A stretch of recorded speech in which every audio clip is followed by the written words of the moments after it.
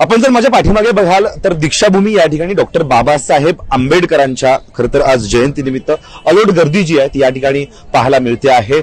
मोठ्या प्रमाणात या ठिकाणी मंडळी जी आहे ती या ठिकाणी आलेली आहे। मात्र आपल्यासोबत आहे प्राध्यापक जोगेंद्र कवाडे सर काय सांगाल आज खरं तर नेहमीप्रमाणेच खरं तर दीक्षाभूमीवर अलोट गर्दी जी आहे ती पाहायला मिळत असते, काय सांगाल खरं तर आजच्या दिवसाचं काय महत्व आहे नेमकं?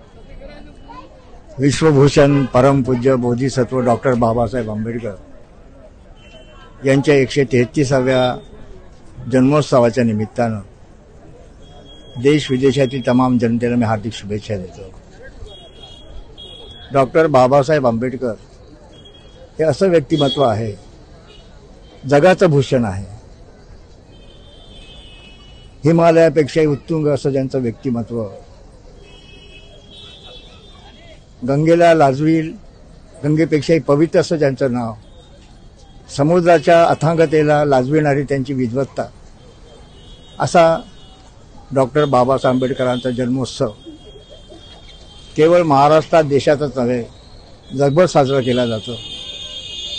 जी सामाजिक मूल्य संविधानाच्या माध्यमातून डॉक्टर बाबासाहेब आंबेडकरांनी देशामध्ये प्रस्थापित केलेली आहे, समता, स्वातंत्र्य, बंधुत्व, सामाजिक न्याय, देशाची एकात्मता आणि अखंडता शाबूत ठेवण्याचं जे काम आहे, पवित्र कार्य डॉक्टर बाबासाहेब आंबेडकरांनी केलं। ते निस्सीम राष्ट्रभक्त होते। देशाची एकात्मता, अखंडता अक्षुण्ण राहावी यासाठी राज्यघटनेच्या माध्यमातून आणि विविध चळवळीच्या माध्यमातून त्यांनी साकार करण्याचा प्रयत्न केला। डॉक्टर बाबासाहेब आंबेडकरांचं कर्तृत्व जे आहे, त्यांचं नेतृत्व आहे, त्यांचं वक्तृत्व आहे, हे निश्चितच या देशातील तमाम जनतेला हितकारक ठरेल। मानवी कल्याणाचा विचार करणारे डॉक्टर बाबासाहेब आंबेडकर हे युगपुरुष होते। ज्या दीक्षाभूमीवर आपण ते आहोत, बाबासाहेबांना त्यांच्या जन्मोत्सवाच्या निमित्तानं वंदन करण्यासाठी आम्ही आलो। अगदी खरं तर याच दीक्षाभूमीचं आणि डॉक्टर बाबासाहेब आंबेडकर म्हणजे नागपूर आणि बाबासाहेबांचं एक जवळचं नातं होतं। याच ठिकाणी बाबासाहेबांनी हिंदू धर्माचा त्याग केला होता आणि बौद्ध धर्म स्वीकारला होता। तेव्हापासून आपण पाहतोय की कुठलाही दिवस असो की त्या दिवशी या ठिकाणी मोठ्या प्रमाणात गर्दी जी आहे ती पाहायला मिळत असते। कसं असते, मग ते धम्मचक्र प्रवर्तन दिवस असेल, बाबासाहेब आंबेडकरांची जयंती असेल, 6 डिसेंबरचा महानिर्वाण दिवस असेल, किंवा इतर बौद्धांची जे सम्राट अशोकाची जयंती असेल, आता 16 तारखेला सम्राट अशोकाची जयंती आहे।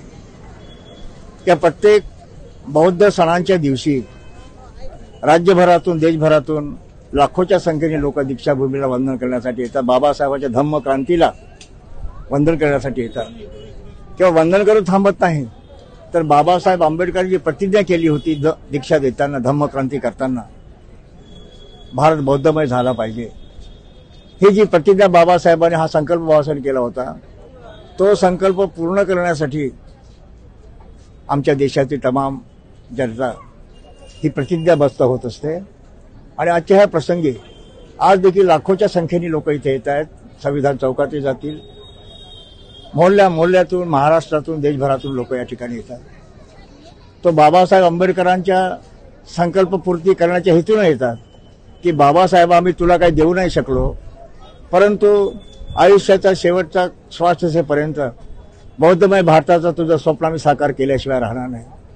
ज्या संविधानानं या देशाला लोकशाही तू जन्माला घातली, त्या संविधानाचं संरक्षण आणि लोकशाहीचं संरक्षण आणि त्या माध्यमातून सामाजिक न्याय, सामाजिक समता, आर्थिक समता देशामध्ये प्रस्थापित करण्याचं तुझं स्वप्न करण्यासाठी आम्ही जीवाचं रान केल्याशिवाय राहणार नाही, हा संकल्प करण्यासाठी आमचे सर्व आजच्या ह्या मंगलमय दिनी परमपूज्य डॉक्टर बाबासाहेब आंबेडकरांच्या जन्मोत्सवाच्या निमित्तानं आपल्या सर्वांना, देशवासियांना मी हार्दिक शुभेच्छा देतो। आणि बाबासाहेबांचं स्वप्न, समतेचं, बंधुत्वाचं, न्यायाचं, माणुसकीचं स्वप्न साकार करण्यासाठी संपूर्ण देशवासियांनी प्रयत्नांची पराकाष्ठा करावी अशी अपेक्षा व्यक्त करतो। सर्वांना हार्दिक शुभेच्छा। जय भीम, धन्यवाद, नमो बुद्धाय। तर आपल्यासोबत होते प्राध्यापक जोगेंद्र कवाडे। त्यांनी खरं तर टाइम्स ऑफ मराठीशी बोलताना सांगितलं की या खरं तर आजच्या मंगलमय दिनी शुभेच्छा तर आहेतच, मात्र डॉक्टर बाबासाहेब आंबेडकरांचं जे महत्वाचं मूल्य होते, स्वातंत्र्य, बंधुता आणि समता ही जपली पाहिजेत, यासाठी सर्वांनी प्रयत्न करायला हवं असंही ते म्हणाले।